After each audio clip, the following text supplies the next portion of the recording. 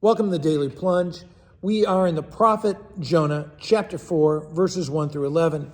Now, we hear at the end of chapter 3 that God has relented and has not brought his wrath against the Ninevites, right? And Jonah, he resents God's mercy. He's angry with God. And he judges that God is wrong to let his hated enemy off with forgiveness. And, what's interesting is how can faith and such disobedience and wickedness coexist within a believer? But there it is for us to see. And verse 2 tells us that Jonah prays. He talks freely with the Lord. And that, Jonah doesn't hold anything back. And why should we? It's not like our thoughts or emotions are a surprise to God. We might as well just say it up front and openly. And Jonah says, I knew this was going to happen. I tried to prevent this by jumping in the water and committing suicide. I knew it. How did Jonah know that God would be gracious and compassionate, slow to anger, and overflowing with abundant love? Because he himself had experienced it when he was a disobedient sinner dying inside the belly of a fish. And he's basically saying, I knew, Lord, that you couldn't be trusted with the law. Couldn't trust you to keep the law because you didn't keep it with me, what I deserved. And Jonah knew that the Lord would redeem them because he had already redeemed this one disobedient prophet.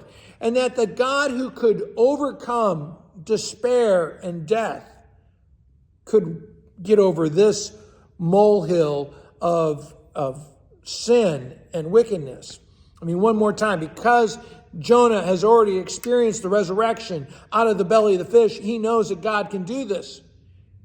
And he says, just kill me. It would be better for me to die than to see my hated enemies be forgiven and saved.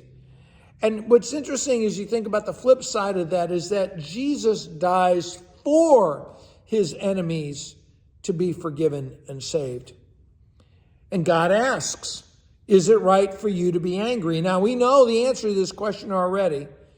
And the pouty, self-righteous, disobedient prophet goes skulking off and sits down, looks down on Nineveh that he was hoping to see a firestorm, and the Lord toys with him. The Lord toys with him. I want you to think about that. And he grows a leafy plant, and then God sends a worm to eat it during the night, and then the next day the sun is beating down on Jonah's head. And we see how petty and small Jonah is. He is not a hero of faith. He is a suicidal, proud, arrogant jerk. And he said, it would be better for me to die than live and see your grace. And God said, you had so much concern about a plant, a tree. Shouldn't I have even greater concern for the people of Nineveh? That was, hundreds of thousands of people who don't even know good from evil, that they should hear my message and come to repentance and faith. And we think about what Jesus said.